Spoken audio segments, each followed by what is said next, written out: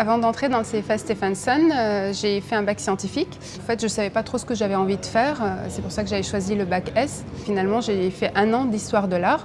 Ça n'a rien à voir avec le métier ou le bac scientifique. Et ensuite, j'ai fait 2 ans d'LEA anglais-arabe, traduction, thème, version, parce que j'avais envie d'apprendre des langues. C'est quelque chose que j'aimais bien, pouvoir passer d'une langue à une autre. J'avais envie de me diriger vers le tourisme, j'avais envie d'un métier de contact, un métier en rapport avec l'accueil.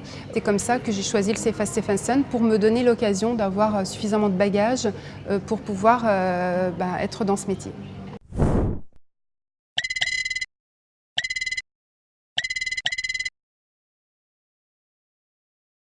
J'ai fait le CFA Stephenson en ayant choisi la mention complémentaire accueil-réception.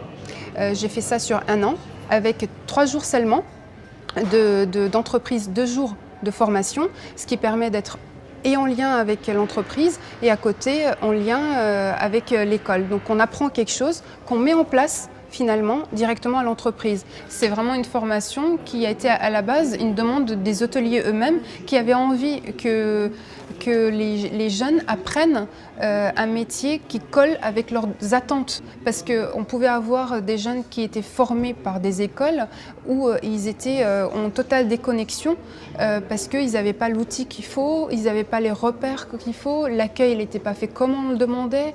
L'avantage, c'est de se dire que en peu de temps, il va être formé, pour moi, aussi bien qu'un autre qui va le faire en 4 ans ou 5 ans. Pourquoi?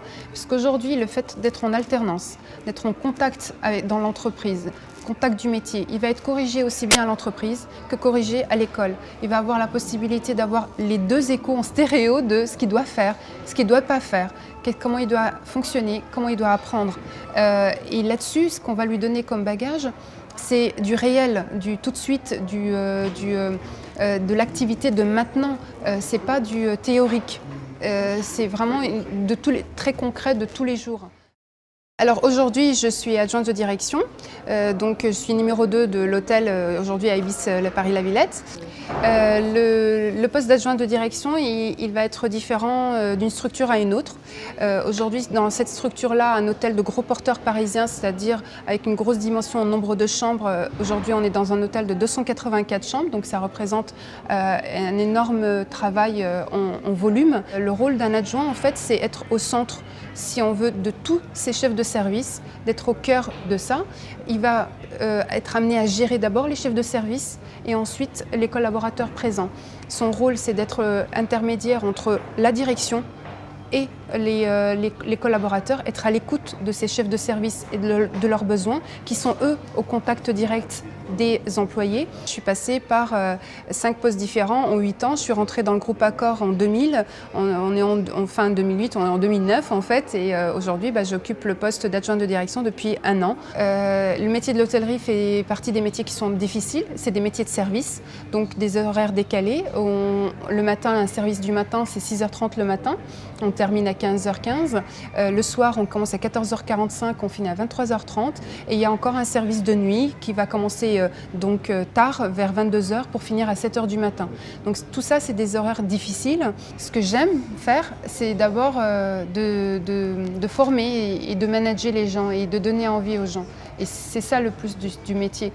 Finalement, côté technique, tout le monde est à même de l'apprendre. Tout le monde, il apprend un système informatique, on apprend comment réserver, décrocher un téléphone. C'est pas différent d'être dans une agence de voyage et de le faire. Ce qui est différent, c'est d'avoir envie toujours et de pouvoir avoir de l'énergie pour communiquer aux autres cette envie-là. Dans ce métier-là, on a des opportunités et puis quand on a un bon bagage et quand on a envie, on peut y arriver. Il faut d'abord avoir envie, il faut être motivé et puis derrière ça, faut se donner les moyens d'aller plus loin et on peut le faire.